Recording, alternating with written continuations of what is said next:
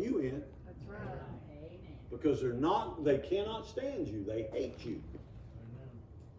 And if you don't believe me, you just keep waiting, because the world's getting to where their opportunities are opening up, and I will show you how much they hate you. Because it's like, what's that old Madonna song? It's fixing to get physical. Because they're gonna start really hurting people. They're gonna start, and it'll be okay for them to do it. Yeah.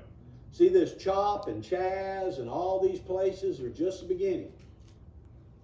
Notice none of those people have faced any type of jail time, prosecution, been charged with anything, and they will not be charged when they start throwing you under a bus, or beating you, or kicking you, or stoning you, or cutting you with a box cutter, or anything else. Yep. Amen.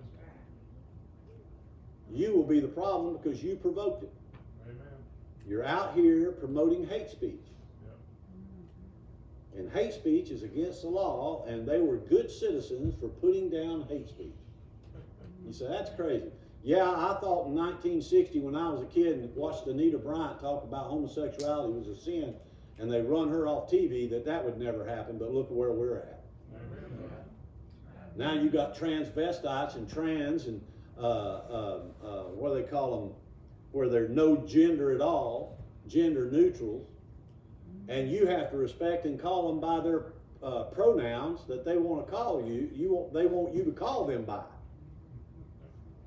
And you've got elementary school teachers in these cities teaching children, your children, children of America, about transgenders and everything else and sexuality in the 1st through the 3rd grade, because that's what, that's their job, and you're an enemy, you're a hateful person, because as a parent, you're impeding their ability to teach. Yep. And they're shoving critical race theory and everything else down your throat. Don't tell me they won't start stoning you. He says right there, he says, I've got a guy, but I hate him. I know a guy. Where's he at? I've got him in jail. Amen, brother. Won't have to worry about getting in jail. I'll be able to get to the jail, brother. I'll have a jail ministry then. I'll have a jail ministry.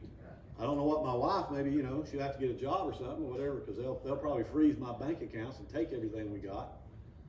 And she'll have to figure something out. Maybe one of the kids will take her in, feed her. But I'll have a good jail ministry. Amen. Notice what he says here. King of Israel said unto Jehoshaphat, there's yet one man, yet one man. There's not one. Elijah's still there. Elijah's around walking free, doing what the Lord tells him. He's got Micah in prison. And but he's preaching in the jail. Notice what he says. But I hate him, for he doth not prophesy good concerning me, but evil. And Jehoshaphat said, let not the king say so. No, don't take that to heart, king. Let not the king say so. Don't say that. Don't say that. Then the king of Israel called an officer and said, hasten hither Micaiah, or Micah, the son of Imlah, and the king of Israel and Jehoshaphat, king of Judah, sat each on his throne, having put on their robes in a void place in the entrance of the gate of Samaria. And all the prophets prophesied before them. And of course, got Zedekiah, the son of Chenanah, made him horns of iron. There you go, he's got an illustration. And he says, notice what he says, he said, thou shalt push the Syrians until thou have consumed them. And all the prophets prophesied, saying, go up to Ramoth-Gilead, prosper, for the Lord shall deliver it under the king's hand. You know what the king likes? The king never wants anybody negative. No ruler, king, president, dictator, wants a negative guy. They want somebody in there that tells them, yeah, what you're doing, that's great, that's a good move, yeah, that's smart. You the man, rah, rah, rah, shish, boom, bah. That's what they want cheerleaders. And then you get somebody that's willing to say, man, you're an idiot. If you do that, you're going to cut your throat. Don't you ever talk to me that way. Don't you know who I am? See? No humility. Notice here he says, yeah, do it, all the prophets prophesied saying, go up Rimmon and prosper, for the Lord shall deliver it into the king's hand. Now verse 13. And the messengers that was gone to call Micaiah spake unto him, saying, now behold, he says, behold now, the words of the prophets declare good unto the king.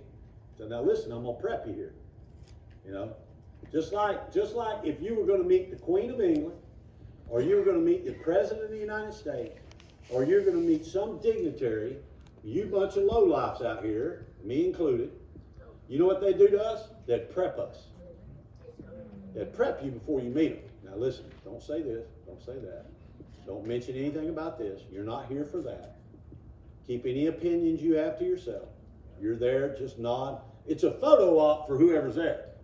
You just go up there and do whatever you're supposed to do with them so that they look good, they look stately, they look whatever.